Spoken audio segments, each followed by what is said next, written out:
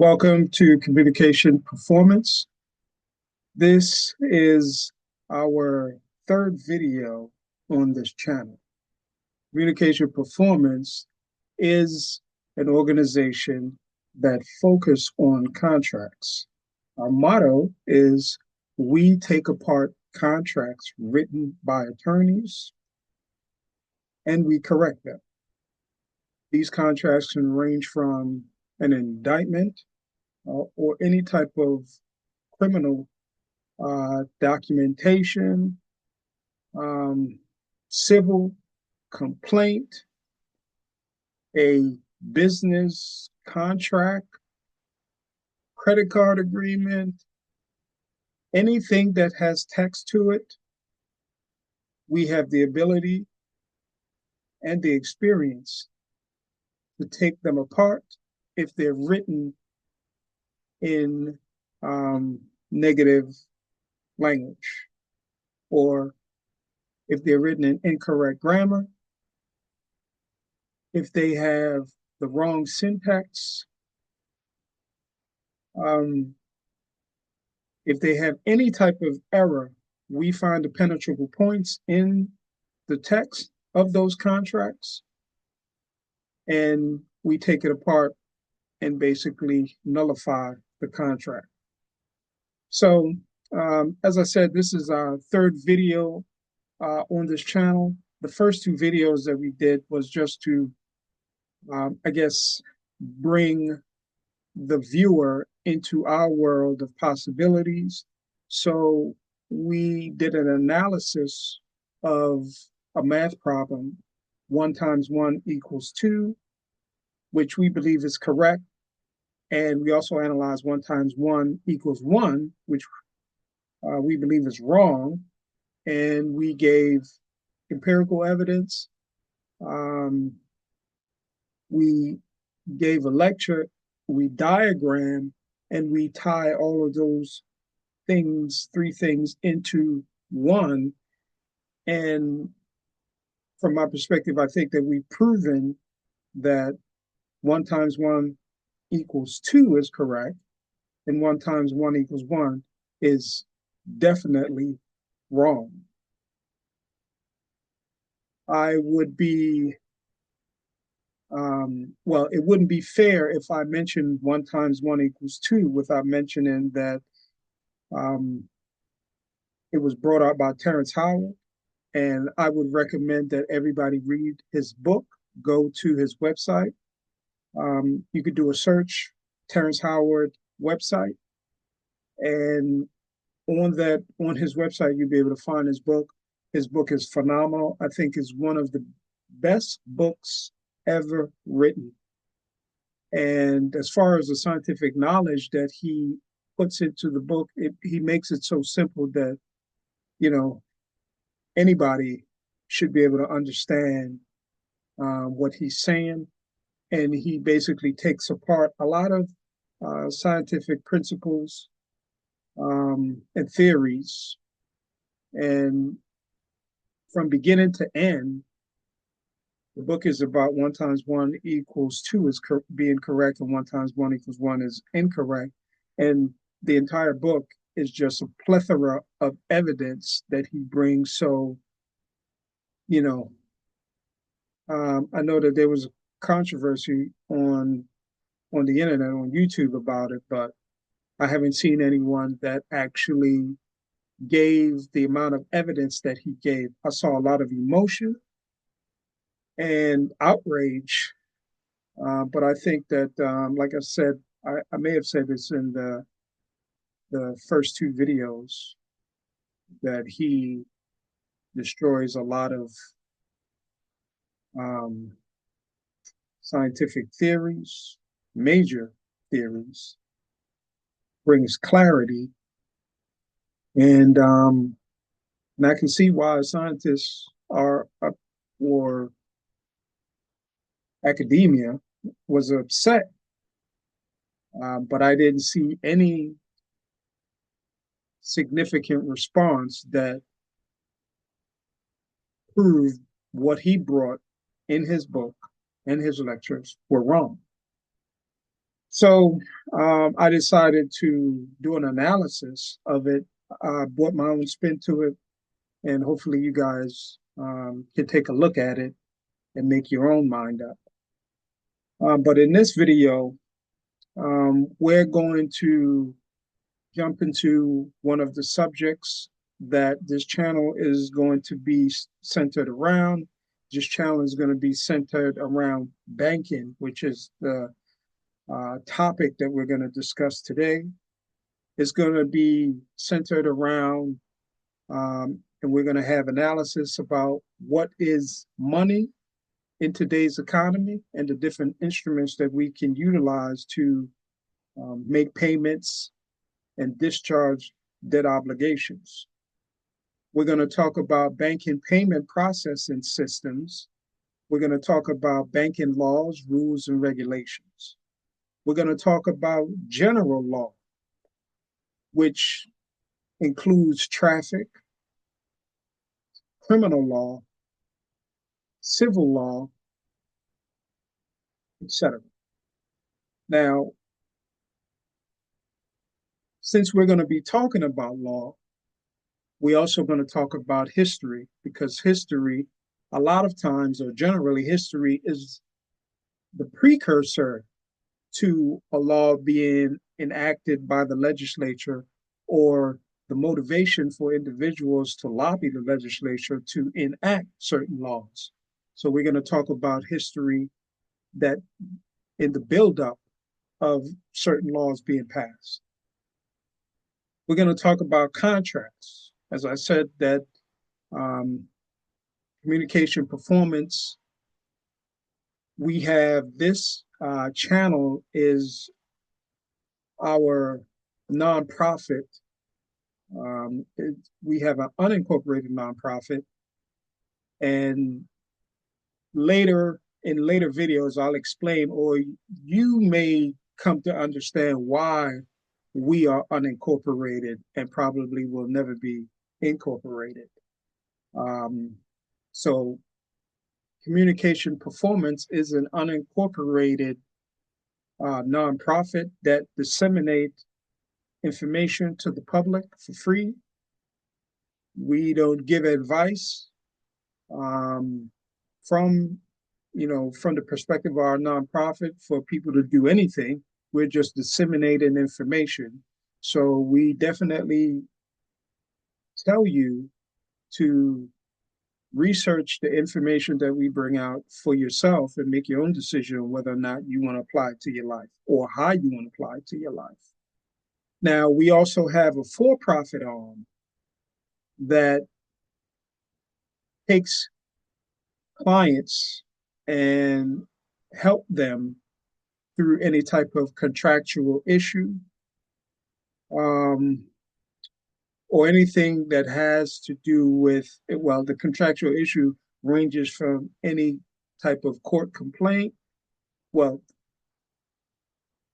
let me say this, anything that's written on paper, that is our territory. We find the penetrable points and we make the cracks in those penetrable points bigger until we obliterate the document. So we do it from various levels. Um, from our forensic analysis includes many different fields, and we bring them together, and we have a potent forensic analysis system that we utilize. So, um, Communication Performance Consultancy is where we take clients. Communication Performance Unincorporated Nonprofit is where we disseminate information to the public. And our information is going to be backed up by evidence sources. So we're not just going to give you a sermon. We're going to try our best to provide information or sources that you can research for yourself. So you're always going to know that the information that we're giving you is credible. Um, so in this video, as I mentioned, we're going to talk about banking. right? We're going to talk about money. We're going to talk about credit. And the name of this video is College Students Fund Their Own Loans, right? And as you can see right here, this is um, the email for communication performance. Anybody have any questions? They can and send us any questions, comments, or concerns. And also, I'll try to, if I remember, I'll try to um, make that available at the end of the video. Any information that we bring out to the public, if it is wrong, we definitely want to be corrected because what we do at Communication Performance, we chase facts. We love facts. We are in the business of chasing perfection in the sense of being correct or in the sense of correctness. So if anything that we say on this channel is wrong, or anyone feel that or disagree with what we say and they have a specific perspective, we would love for you to correct us or tell us what your perspective is and why you think our perspective or what we brought forth is wrong or you disagree with it. The qualification for us to even engage a response to what we bring out is for the person that disagree or want to correct us on an issue to have whoops,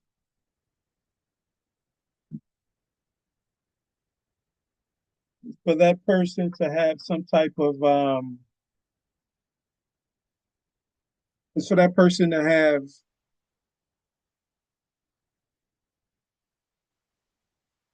evidence, to have sources, and being able to not just give us a lecture, right? Because a lot of people can give you a lecture and give you a bunch of smooth words. We're not interested. We don't want to be reprogrammed back into the matrix, right? So we're not looking for people to give us smooth words and saying that they're going to correct us or they disagree with us. We want you, if you disagree or want to correct us, we want you to bring evidence, proof, diagram that evidence or proof, and tie it into your lecture, right? Make a video, right? If you make a comment, back it up. So that's what we ask. Other than that, if that's the criteria for us to even take you seriously. And if we find that your response is valid, we'll put it up on our channel. All right. So the name of this um, video is College Students Fund Their Own Loans. And this is going to be our college series. So we might do about parts, 4 parts videos to the series. We're going to try to make it 30 minutes each. But as you see, I've been doing a lot of talking. So, we might not get to that goal, but we're going to try to make it as short and compact as possible. We're going to give you a wealth of information. So let's go ahead and jump into it. Oh, one more. Before we do that, let me also continue to tell you what this channel is going to be about. So, of course, we're going to talk about contracts. We're going to talk about contracts a lot because that's what we do here at Communication Performance. We take apart contracts written by attorneys, we find the penetrable points, and we destroy them, right? We also put contracts together, right? So, and this includes any type of trust document, and we do that from our for-profit arm, which is um, communication performance consultancy. So contracts is definitely a major part of our lives. It's an integral part of our lives. A lot of you out there are bound by contract terms and conditions now that you're paying for, right? So we definitely going to have a discussion about contracts. We're going to show you how some of the methods that we use to take contracts apart and how to disqualify them, right? So you can use it in your everyday life to defend yourself um, when you have a contractual issue. We're going to talk on this channel, we're going to talk about math. Our math is tied into the accounting system that we've developed, right? Our accounting system is well, not slightly, but it's distinct from the accounting system that we have currently that we know about, specifically accounting system that's taught in academia. Of course, we've taken some parts from the accounting system that's taught in academia, but we've added a lot of different parts, and the parts that we've added, we believe that makes it distinct from what is generally taught in high school, college, or some type of technical school. We're going to talk about linguistics on this channel. This channel is going to be centered around linguistics, right? Because contracts, right, involves text, words. And words, are commanded by um, linguistic methodologies, right, such as syntax, right, such as grammar, punctuation, etc.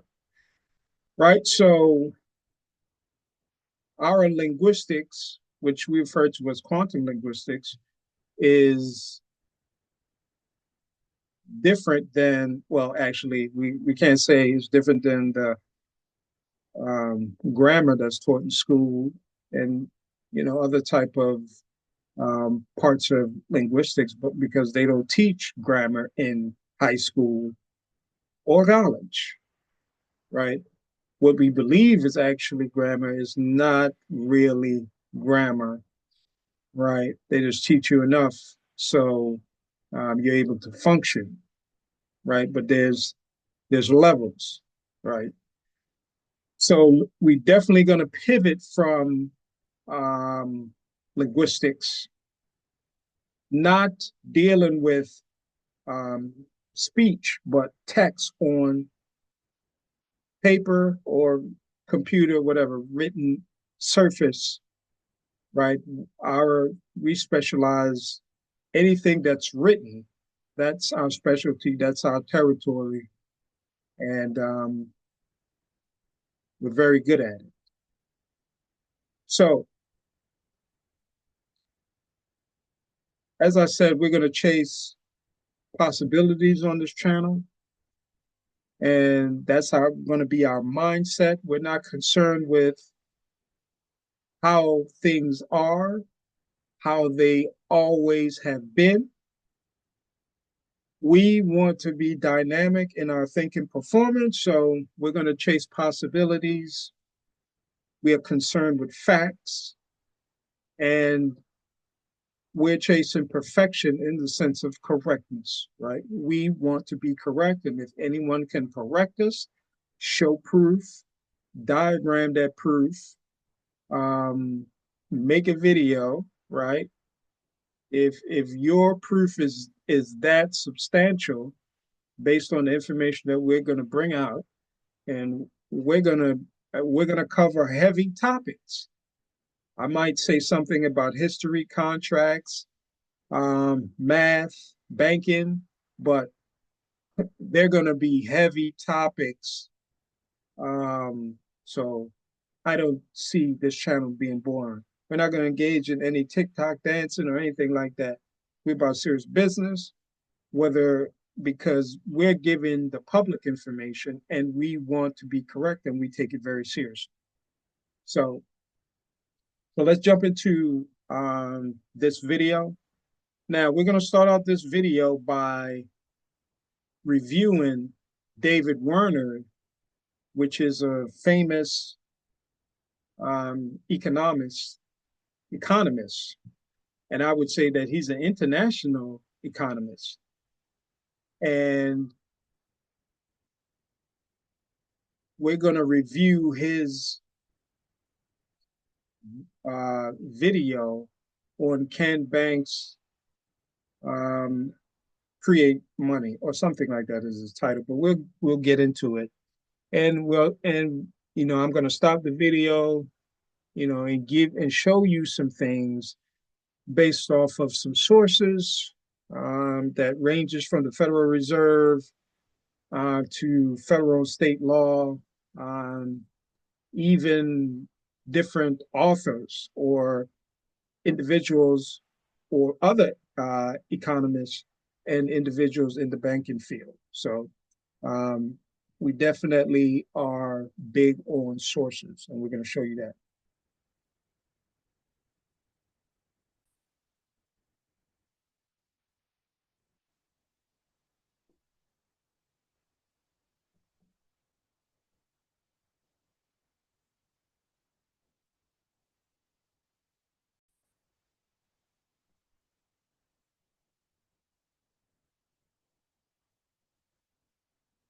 All right, so let's play this video. Hopefully you can see it.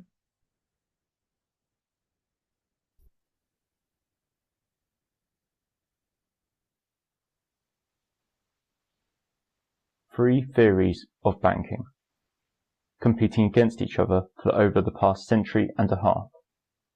Should be able The to credit creation theory, the fractional reserve theory, and the financial intermediation theory. Now, these three theories, this is something that we don't need to concern ourselves with. You'll find that in academia and a lot of economists, they have a lot of theories in the economic field that don't really pertain to your life and understanding how money works, understanding your place in the micro and macro economy. As a matter of fact, I believe that they've done, or they've purposely, when they build their models, leave you out. I believe that the consumer is the most important component of any economic model. And I believe that they leave you out so you won't understand what your power is. But on this channel and throughout this college series, I'm going to show you that you are the most powerful thing in the economy, and you make the economy go. As a matter of fact, I'm sure you would agree with me when I say that this economy is a consumer economy. That means that the consumer has the power, not the banks. What the banks have done is given us misinformation and disinformation to confuse us so we don't understand our power. And it's not just the banks. This is what society have done to us in general, right? Well, yeah, these three theories, the credit creation theory, the fractional reserve theory, and the financial intermediary theory, great theories. And that's all they are, is theories, because, every decade you got another theory or somebody is correcting something, like, so What I will say is out of all these theories, the credit creation theory comes the closest to being the most accurate, but even the credit creation theory is lacking, right? And as a matter of fact, out of all three theories, you can take certain things from them and apply them to how banks function or how I see that banks function.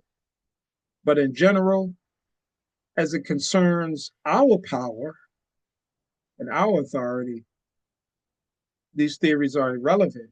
But um, Richard Werner gave a lot of good information. He brought out a lot of good information that may have kickstarted um, my interest into banking, which, well, I actually was already interested in it and was doing research on it, but um, he gave a lot of insights um, and took away that sense of a conspiracy theories, for certain things that's we've always known. But he's basically assured us that it is correct. Some of the things that we've been thinking is correct. Um, so let's go ahead. Now, I will say that this video, Richard Werner, sorry if I'm butchering his name, Richard Werner is a German economist, and well, he's international, but I believe he lives in Germany. And so a lot of things that he may say in here is from the European or German perspective, but as we know, the banking is an international banking system. When you're talking about Europe and America or the Americas, the banking system basically works the same, right? Because we're dealing with international markets, right? There may be specific things that each country may engage based on their law, but for general purposes and for our purposes, it's basically the same. But I'll try to make the distinctions that he may that may come up in the video that I recognize. But generally, we can, you know, take what he's saying for face value.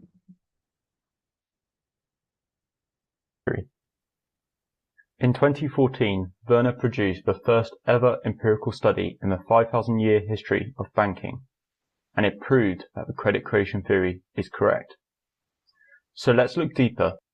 Yes, the first empirical study in the first 5,000 years of banking, or the 5,000 years of banking, he actually went in, got a loan, and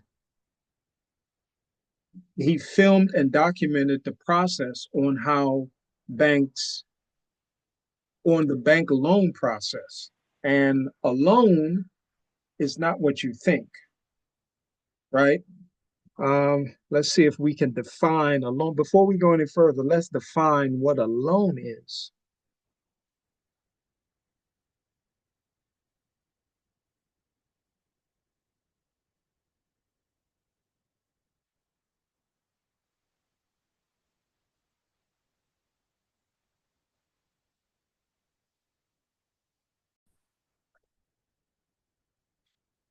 So this uh, document, this is a Federal Reserve System document, and the name of it is the Federal Reserve System, its purposes and functions. And this is the 1939 edition. And you'll find that a lot of the older sources are the best sources because the more current sources, they actually scrub information and try to hide things or steer your thinking in a certain directions. But the older documents, I believe those individuals more were more concerned about, giving an understanding how things work versus trying to, I guess, moderate your thinking and steer you in a certain direction for control. So this is an excellent document. This is one of the documents that I would recommend that anybody that's interested in doing research on banking um, definitely get and keep in your library. You can find this online. After this video, you may not be able to find it. You might find scrubbed versions of it. Um, so let's go back to where we was at. Now we're going to go to page 40. And it's going to tell you, it's going to define what a loan is. It's going to define what a loan is. It's going to define what lending is. It's going to define what extension of credit is. And all of these things are synonymous terms, right? But they've given us a definition, they've given the public a definition that only causes confusion. The definition that we understand what a loan is, lending, or extension of credit is based off of the gold standard, the way that banking used to be. But even then, the principles were there, for us to basically, it's the same process. From my perspective, banking has not changed since the days of the gold miners and the goldsmith holding the gold for the gold miners, right? Where the goldsmith would take the gold of the gold miners and then extend credit or give notes to individuals, bank notes to individuals based off of the gold miners' gold. And then the bank would collect money. So they have no asset, but they're making loans from the perspective of the gold standard, where we had an understanding where the bank was giving us their asset. But in actuality, they wasn't giving us any asset of the bank. They were basically, it was fraud because they didn't have any asset, but they were using the gold miners' gold as backing for the note. The revenue that was generated should have belonged to the gold miners because the banks had a fiduciary responsibility. And so they was in violation of their fiduciary duty by lending out or creating notes based off of the backing of the gold miners' gold.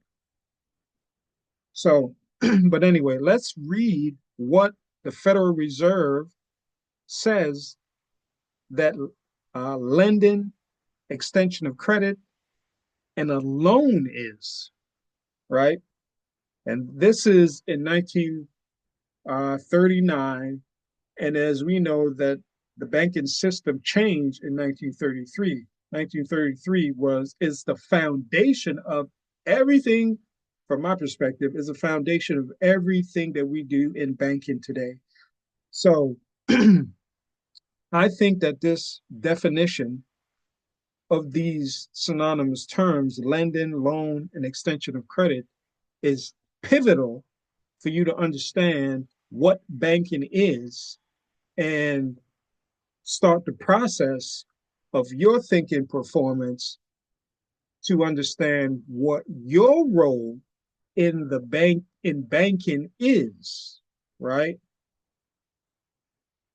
So here's a definition. It says, as this and the preceded paragraph indicate, a banker's purchase of investments, i.e. bonds, right? For example, those investments includes bonds, mortgages, right? A bond is essentially a note, a promissory note. So we can include promissory note in the definition of investments or in the category of investments. We can include a draft in the category of investments, right? From my perspective, the promissory note comes in different forms, right? And it is the basis of the banking system, right? It is the most fundamental instrument in the banking system. Other than credit, and the credit that I'm speaking about is the credit that you generate. But we'll get into that. It says, as this and the preceded paragraph indicate, a bank's purchase of investments, i.e. bonds, which are promissory notes, mortgages, etc., is an extension of credit just as a loan is. And bank investments increase bank deposits just as bank loans do. Bank investments increase bank deposits just as loans do. For the sake of simplicity, the term lending and extension of credit are often used where the purchase of investments by banks as well as lending by banks is meant. So what did that just say? It's telling you that the purchase of investments by banks is what lending is, it's what extension of credit is, it's what a loan is. So you are initially given the bank a loan, right? And this bears out um, in the accounting, right? The balance sheet, right? Specifically, right? Because when the bank purchased your investment, your promissory note, right? Your security, right? Because a note is security under the Securities Act of 1934. I'm sorry, the Securities Act of 1933, and I believe it's the Securities Investment Act of 1934, right? In your state law, it's going to define a security as a promissory note, right? And promissory notes are a form of negotiable instruments, right? So, and I'll say one thing about negotiable instruments real quick. If you if you look on the back of your credit card statements, I know I had this on my credit card statements for two major credit card companies. If you look on the back of them, you will see that you can make payments with negotiable instruments. A note is a negotiable instrument, a draft is a negotiable instrument, right? Now we're going to get into how the value is acquired or how value is created. I disagree with Richard Werner that banks creates credit. So the credit creation theory is fallacy. It's flawed. It's wrong because it's telling us that banks create credit. When in fact, what do we read in here? It says, for the sake of simplicity, the terms lending and extension of credit are often used where the purchase of investments by banks as well as lending by banks is meant. So lending, extension of credit, loan is when the bank purchase your investment. And what type of investment do banks usually purchase today? They purchase your promissory note, which is also called your promise to pay. Your promise to pay is your credit. You are the transmitting utility that has electrical impulses moving throughout your body.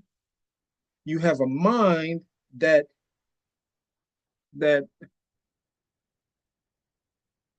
that energy is converged that make things happen, right? Create matter or our perception of what is matter, right? You have impetus, which is the force to move, labor, right? Let's, I think it's very important for us to, let's look up what the word impetus means. Well, we can just do it right here.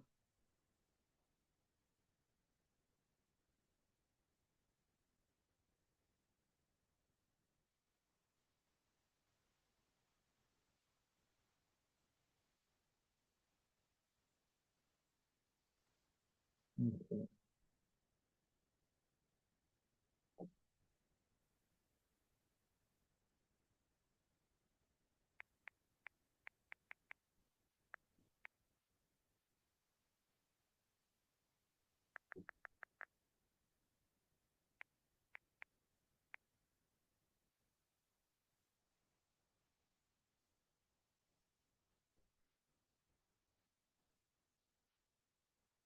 Okay, so let's I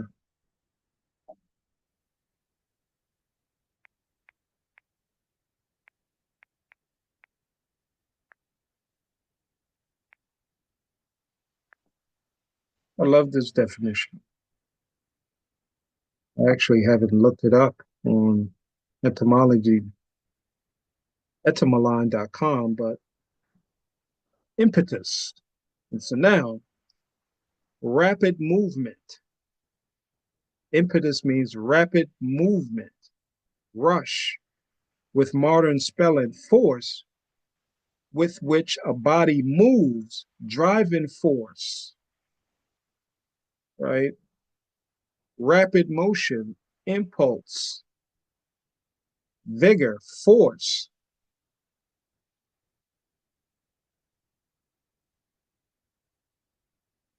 So,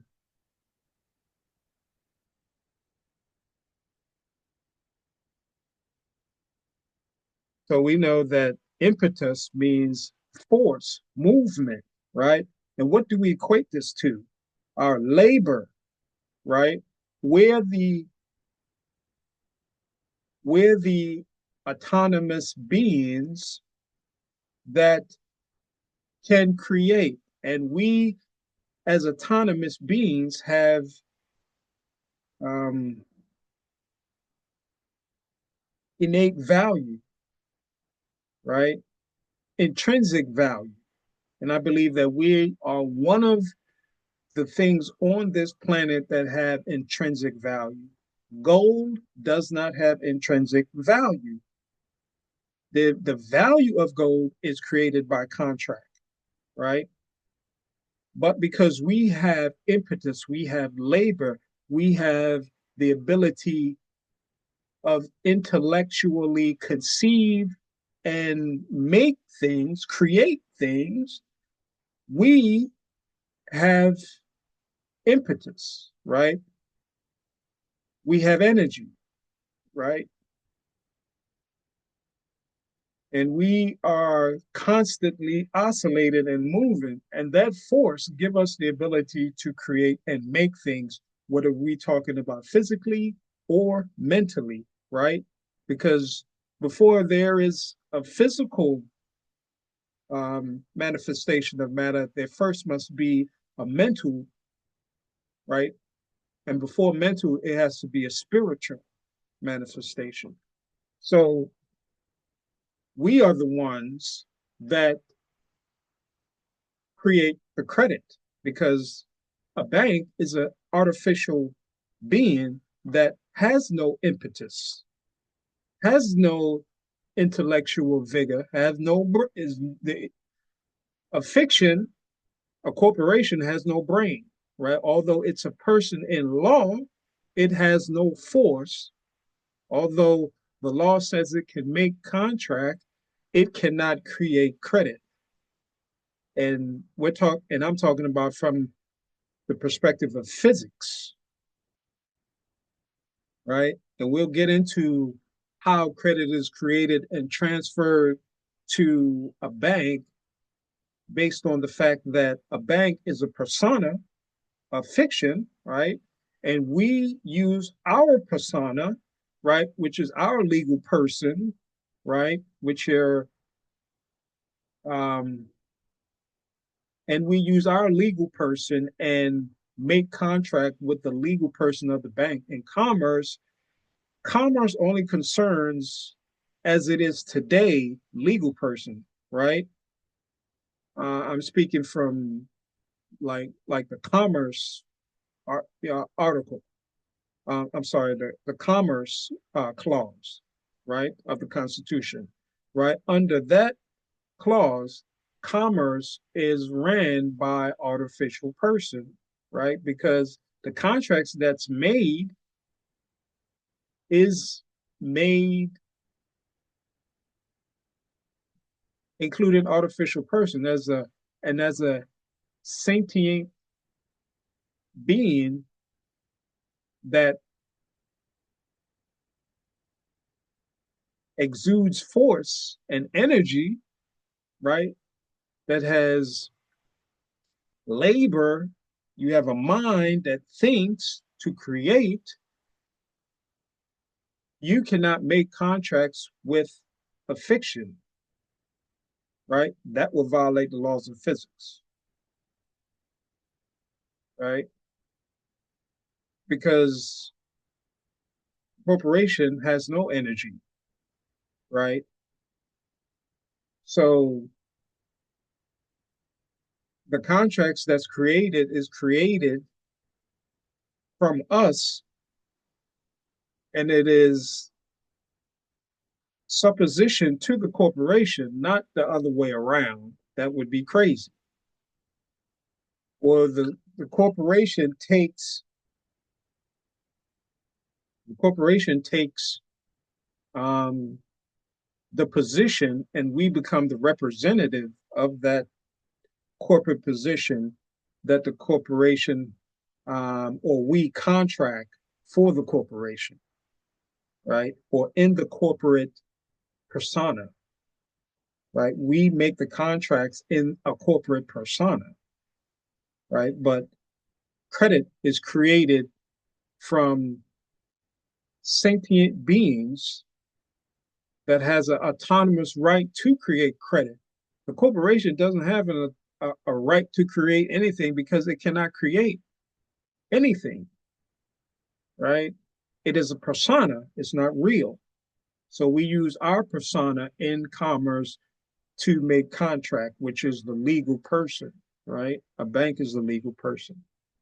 So, and we're the only ones that has force and have a mind to think, right? Has we're oscillating, moving, using energy, our labor, which gives us the ability to create credit in the marketplace and use our persona to make contract with a bank, which is a legal fiction, right? And you may say, okay, what is my persona or my legal person?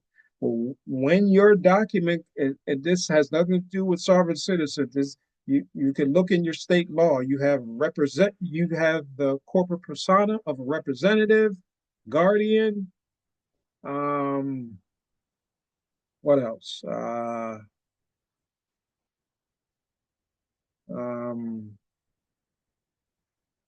yeah, there's different personas, right? And I'm sure you understand what I'm talking about. So those are offices that you can engage, right, to facilitate your corporate persona, right? So when you get mail, that is going to your corporate persona generally, right? Because it has the name written in all caps and or when we say all caps, acronyms, right? We're not talking about sovereign citizen movement or anything like that. We're talking about law. We're talking about linguistics, right? And you can look up what an acronym is in etymolon.org, right? And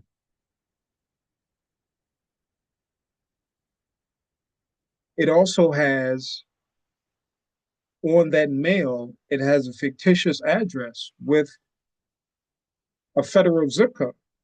So you're living in a state, but but the mail is coming to you and your location is a federal zip code. That is a fiction, right? Because as far as I understand, the Constitution is still valid, and generally, a residential area is not a federal district, right? So, again, let's not get into the realm of conspiracy theory or anything like that. These are things written in law. You can look in your state law and see what a representative is, right? You're a representative of a corporation, right? Which is your corporation is your persona, which is your legal person that gets communication generally through the mail. You use your legal person to make contract with a bank because a bank cannot make contract with you. A corporation cannot make contract with you. The state, which is a legal fiction, cannot make contract with you as a human being, right? Or a man or a woman, right? That has warm blood, right? That has light and matter, energy, right? So, these are things of law that we're talking about, not conspiracy theory like sovereign citizen things that they used to do back in the day. It has nothing to do with that. And also a bit of common sense as well. So let's get back to where I was, and I believe it's this. Right. So let me read that definition again because there's a lot of terms in uh, banking that is not necessarily the correct term on how they have programmed us to believe it is, right? And that is done to take away our power. So I'll read it again. As this and the preceding paragraph indicates, a bank's, and I'm at the bottom of the page, a bank's purchase of investments, a bank's purchase of investment, right? What are we talking about? Purchasing your promissory note, right? The promissory note includes is a debt obligation, right? Is your promise to pay. When the bank accepts that promissory note and they um, engage in double entry bookkeeping and the matching principle, which is the matching principle is when they have to record it when it happens, right? Record that transaction when it happens, generally, right? And they do that through electronic accounting system, right? So the bank purchased your note, but we believe, and we've been programmed to believe that the note that we give them has no value. That is not so. How do you create value in banking, right? Or how do you create value in general? You create value by exchange, right? A fair exchange. We're giving them a fair exchange. The credit is already created. Once we created that um, promissory note and sign our name, we create the credit. The only thing that the bank does is basically take it, put it in um, their accounting, their asset side of their balance sheet increase, and then the exchange happen when they have to give us a deposit, right? A deposit in law is defined as a debt, right? Let's see if we can define what a deposit is.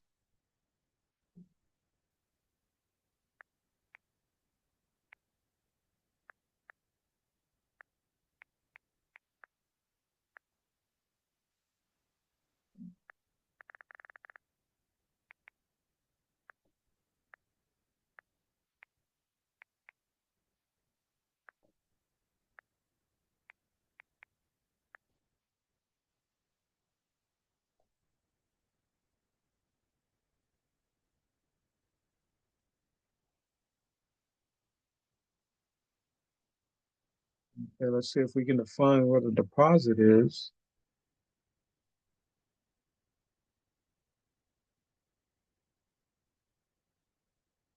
This is a pretty long definition, so we're not going to read the whole thing.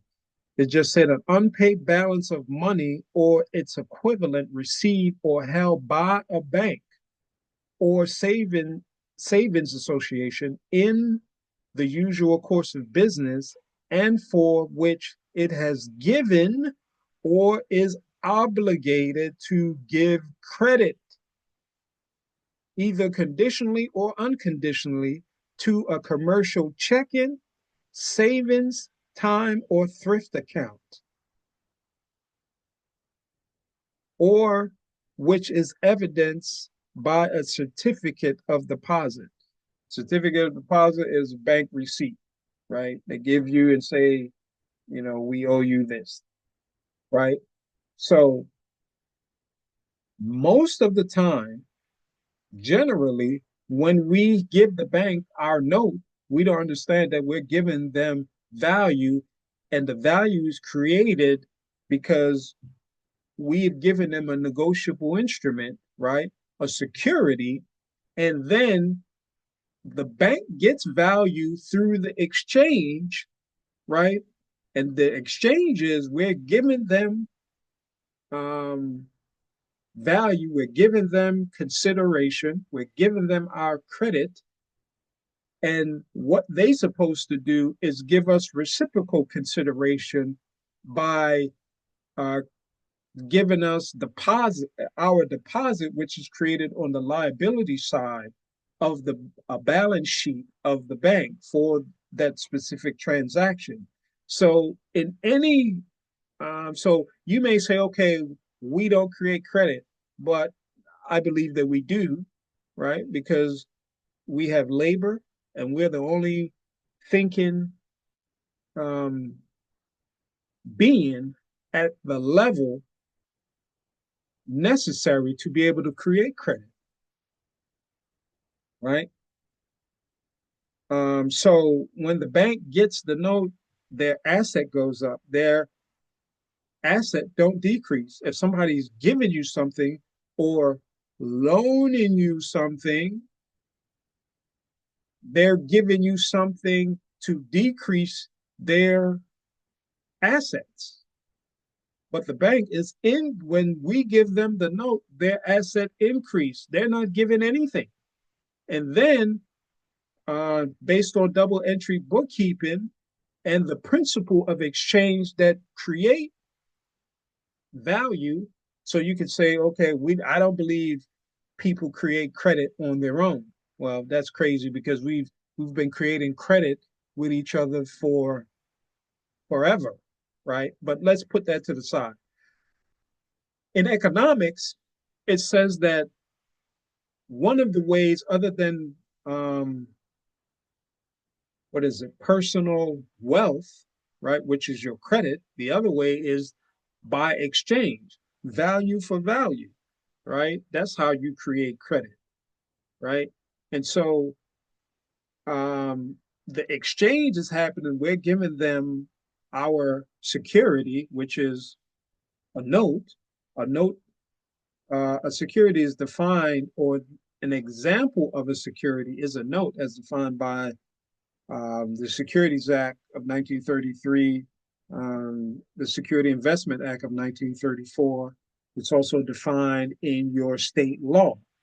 So we give them our security, which is a negotiable instrument, which is a promissory note, which is a promise to pay. The promise to pay is the credit, right? But anyway, so they get the promise to pay or the security, their assets increase, but they have a reciprocal duty because they are engaged in a contractual exchange. So they have a reciprocal duty to give us consideration because we gave them value and consideration, right? So their consideration is called the deposit, which which we read right here, right? This is a deposit, right? 12 USC 12 USC 813, right? And paragraph L defines a deposit, and it says that the bank um, either gives credit conditionally or unconditionally to a commercial checking, savings, time, or thrift account. So they create, well, they don't create, but they um, do or engage the accounting for the exchange, and the accountant is called an account, right? A deposit account, right? We visualize that it's a real thing, but it's not a real thing. It's just simply accounting in their electronic spreadsheets, right? For the banking accounting system, right? So the deposit is on the liability side of the bank's balance sheet, right? They supposed to pay us that deposit because the deposit is a debt of the bank. So if you don't get a certificate of deposit, then where is your evidence that the bank owes you money? Right? You're going to have to go through all this stuff. So before you give them your note, you have to let them know, or put it in writing, and it could be attached. I believe it could be attached to the note, right? Which has nothing to do with the note. It has to do with their instructions, right? So yes, you can attach it to the note that they have to um, give you a certificate of deposit, and you should let them know that up front. And they may not want to do business with you because they're going to want to rob you. But that's a decision you have to make. But if you don't get a certificate of deposit, which is a bank receipt, evidence that they owe you money, and you know you got if you got to go through a whole bunch of stuff to prove that you've already paid them. So when they say that, did you make a payment because we approved the loan, they approved the loan on their side for them to purchase your asset.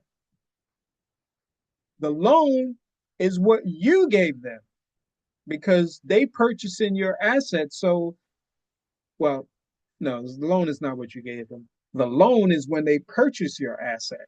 So they may say, we approve the loan, which is them purchasing the asset. Now you got to understand, like, this is all, this is tricknology, right? This is word game, right? They're saying we approve the loan, but what would we just read under the Federal Reserve say loan is? A loan is when lending, extension of credit is when the bank purchase um, your investment, which is a bond, a security, a promissory note, right, etc. So when they say we approve the loan, right, but what did they approve? They approved themselves purchasing your security. That's the definition of a loan. When they purchase your security, right? So you're making an exchange. You can't say you're loaning them anything because that's not the definition of a loan. A loan is when they purchase your security. You could say that um, you have a contract with the bank, and if they don't pay you, then they've breached the contract because you guys agreed to make an exchange because you gave them uh, value and consideration to allow them to purchase your security on credit, right? And then they have to pay you with a reciprocal, um, well, with a reciprocal exchange, or the exchange has to be reciprocal. The exchange has to be reciprocal, meaning you give them something, then they have to give you the same value back, which is the deposit, the debt the bank owes you. And at that point, your persona is a general creditor, right?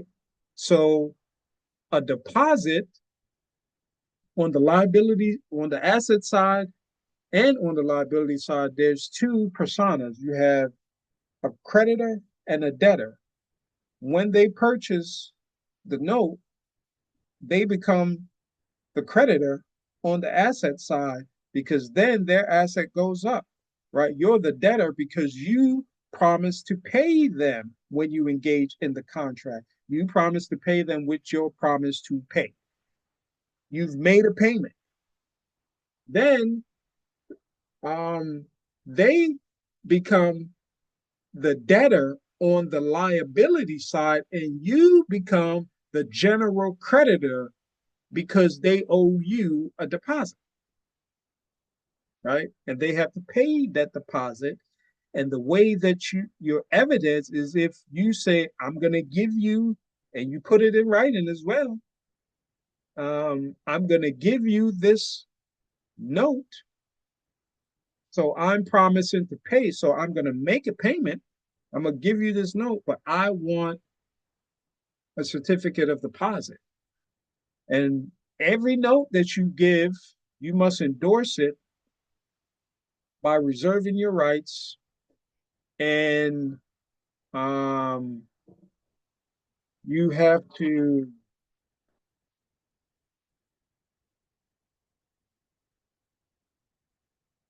reserve your rights because what you're given is a definite liability, right? I don't see it as a contingent liability because it's you have two parts of the same coin, the asset and liabilities.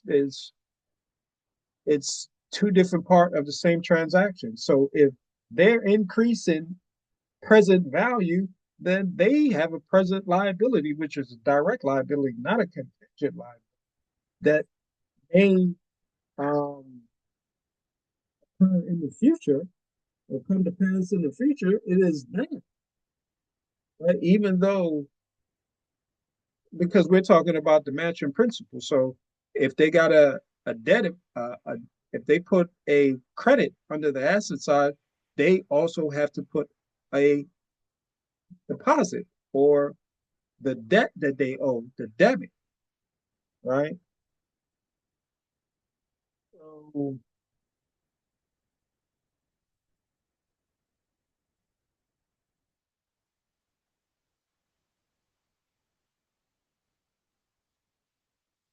yeah, I think we'll come back to that. Hopefully, we'll come back to that. Right. And what you've given them is a circulating note, right? Circulating means a sale, right? An exchange, right? It is a circulating note. Remember that definition. So that's how, even though that's a crude explanation of how the loan extension of credit, how the lending process goes, and that's a crude definition. But let me try to read something else to bring you bring you some more clarity, and then we're probably going to jump into um, part two. Right, we're going to start a new video. Part. So let's read the definition of what a loan is, which is the same, is synonymous terms. Loan, lending, and extension of credit are synonymous terms. So let's go ahead and read it. As this and the preceding paragraph indicates, we're going to read the preceding paragraph. A bank's purchase of investment, i.e., bond, mortgages, etc., is an extension of credit, just as a loan is. And bank investments increase bank deposits, just as bank loans do. For the sake of simplicity, the term lending and extension of credit are often used where the purchase of investments by bank as well as lending by bank is met. Purchase of investments is lending, is a loan, is an extension of credit, right?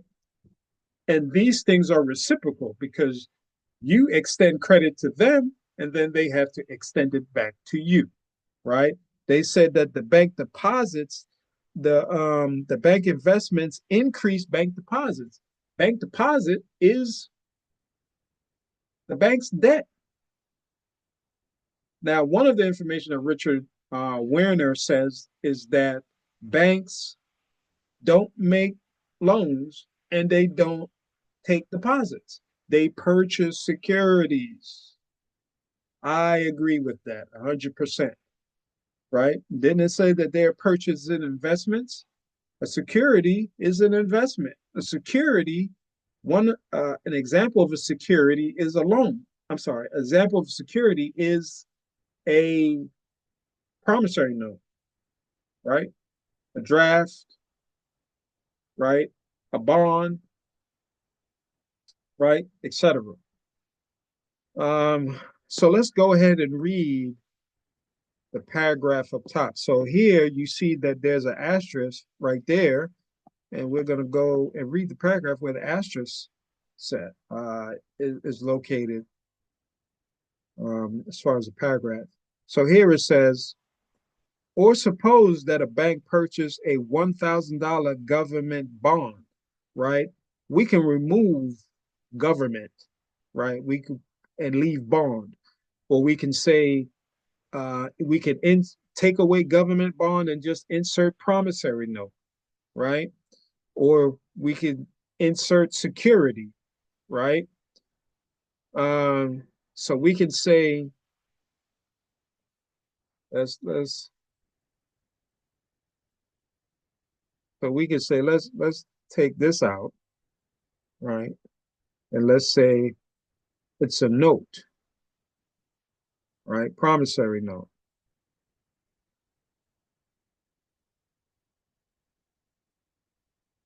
Promissory note, right?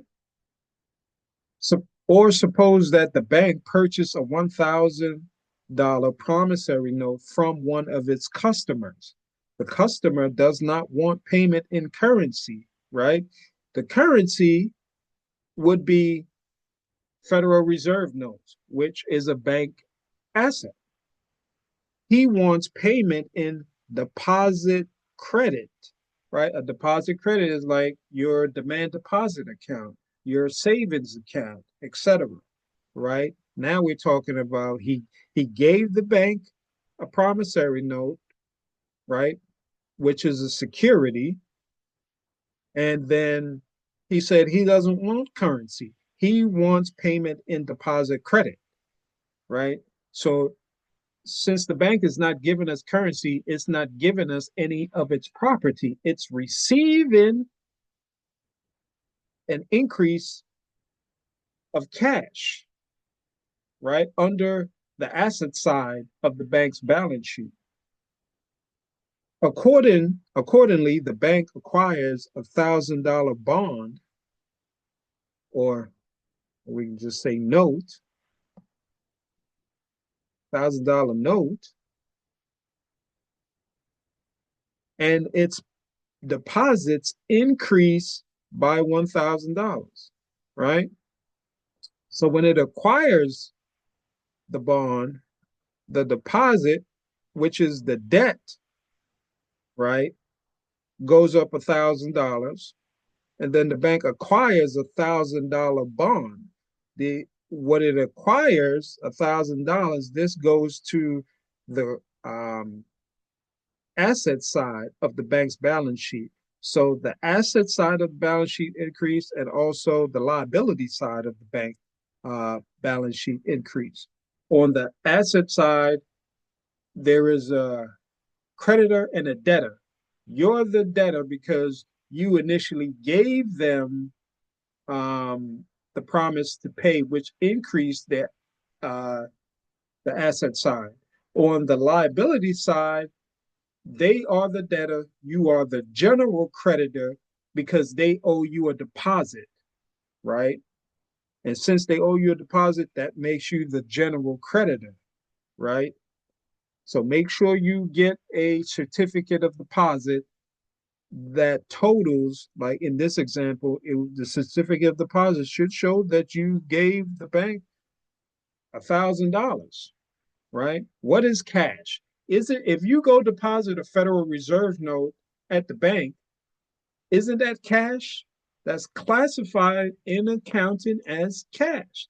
The Federal Accounting Standards Board classify negotiable instruments, which include promissory notes, as cash, right? And on the bank's balance sheet, their cash increase when they purchase your security, right? Your security or your promissory note has value, right? Whatever that face value is on that promissory note, that is the goods or fungible fungible goods, right?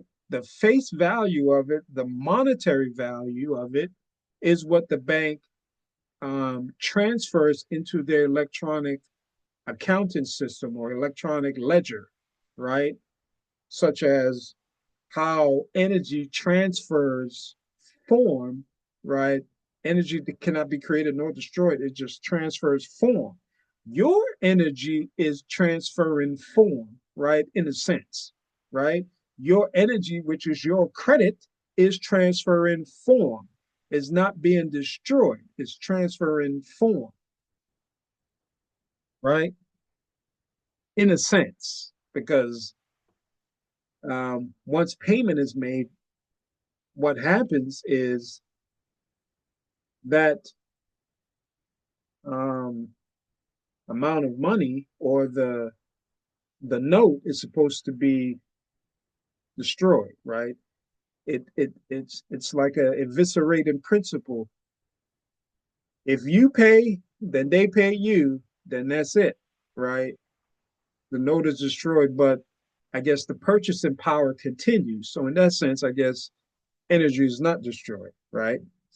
And your purchasing power is your credit, your personal wealth, right? And we're going to talk about purchasing power as well, right? It says the bank currency is not involved in the transaction and remains what it was. So their currency, which is their property, is not involved in the transaction, but they get an increase in asset of $1,000, but they also owe you $1,000 in deposit credit, right? Which is they take supposed to take that $1,000 and put it in a demand deposit account from which you can draw, right? And the demand deposit account is simply accounting, right? That's it. Banking is primarily accounting. That's all it is. It's accounting. So what they refer to as bank credit is just accounting, right? So I say this, I say, when did the thing that's supposed to be the measure, which is the accounting, become the thing being measured, right? Or audited, right? So you have a thing that you're using as the auditing mechanism and the auditing methodology, and you're using it to audit the same thing, right? So when they say bank credit, just understand that it's just talking about accounting. The banks are the accountants of the country, right? Of their customers, of the government. That's what they are, right? And the nomenclature of bank credit is not really bank credit, it's simply accounting in electronic spreadsheets, right? Um, that we use to discharge debt obligations, right? And these debt obligations, when we discharge them, the payment is pushed into the future. And according to the Financial Accounting Standards Board, right, the FASB, the payment, right, or the ability to pay or satisfy the debt is pushed into the future, and the ability to pay is categorized as probable, um, remotely probable, or remote. Now, if you understand what those definition means, probably they may happen. Remotely probable is there's a good chance that it's not going to happen. Remote means, yeah, it's not going to happen. Right? So we push it into the future. And what is the future? The future is a negative economic quantity. The future doesn't exist, right?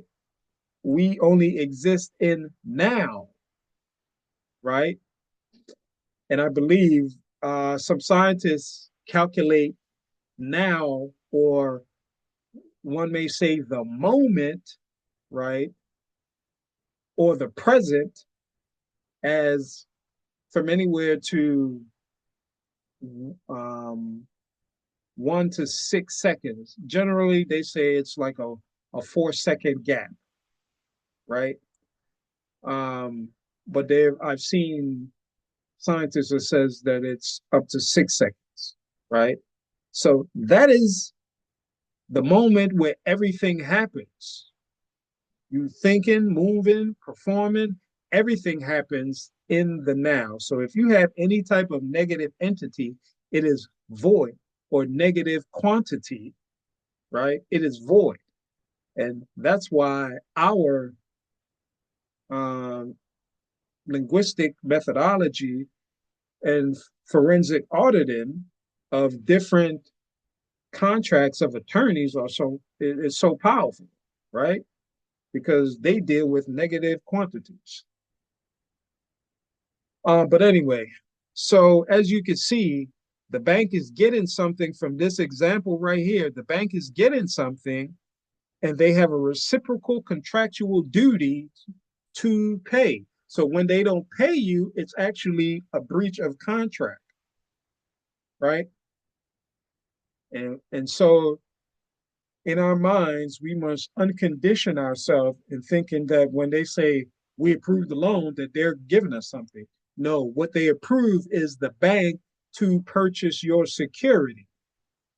And you must, when you're engaged in the bank, you must come from the perspective that you are also a bank, which you are. So you have to keep a ledger. So, say for instance, if there's an issue, let's say there's a mortgage issue, the bank is, and the mortgage is also an investment. It is also a promise to pay, just as a promissory note is, just as security, just as a bond, a draft, right? So if there's an issue such as a mortgage issue, when you go into court, the bank is going to come in with their representative and their accountant ledger, right? Specifically, maybe their balance sheet, right? They may have income statement, right? Cash flow statement. And I recommend that you have these things as well if you get into any type of controversy, right? At minimum, you need a balance sheet because that is their evidence. So, and you're going to counter them with your evidence, right? But it's more to it than just having a balance sheet. You're going to have to be able to explain things, and that's where we come in. We not only take apart contracts, but we're able to talk about these financial issues in a way that um, takes away the cloud or the conditioning that we've been trained to believe, right? And give facts, right? And like I said, we come from when we engage in any type of financial issue, if we have to go into court and testify that you paid them, right? We come from the perspective of accounting, right? Because banking is primarily accounting. If you want the truth, then you have to understand the accounting methodology of banking, which is you if you understand basic bookkeeping, then you have an understanding of how banks work. Although it's more to it, but you have a great foundation if you understand bookkeeping, right? And accounting, at least if you understand bookkeeping, right? And that's the foundation of banking. Um, so let's go to where we see how banks create credit. Well, actually, what I'm going to do is save that for the second video because I think this video is long enough. So, so what I'm going to do is I'm going to stop this video and then we're going to jump into the second video and I'm going to try to make it 30 minutes, but I can't promise you. So thank you for viewing this video. Hopefully you like what we said. We've given you some source, which is the Federal Reserve, and but we have a whole lot more to cover. So stay tuned. If you like what you've heard, subscribe, like. If you don't, let us know. We love haters too. We need haters. Please hate, please. All right. See you in the next video.